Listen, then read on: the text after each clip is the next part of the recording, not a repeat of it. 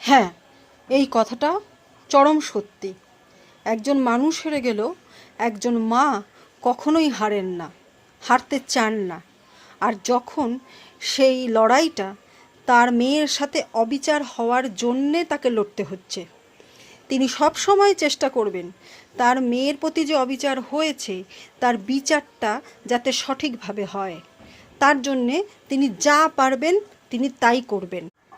আর.জি. কর ধর্ষণ ও হত্যাকাণ্ড মামলায় সঠিক বিচার পাওয়া যায়নি এবং সেই সঙ্গে অভয়ার মা মনে করছেন উনি সঠিক বিচারটা যেভাবে পারবেন সেভাবে নেওয়ার চেষ্টা করবেন।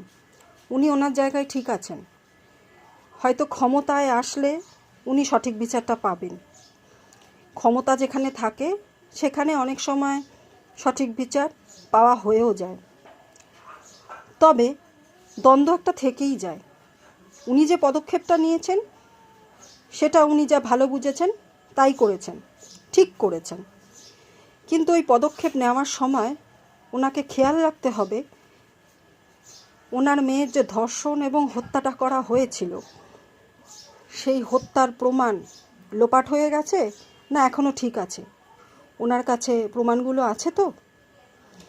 নইলে উনি ক্ষমতায় আসার পরেও যদি আইন আর কানুনের কাছে সেগুলোকে সাবমিট করতে না পারেন তাহলে কোথাও না কোথাও একটা দ্বন্দ্ব থেকেই যাবে যে বিচারটা ঠিকঠাক হবে নাকি হবে না।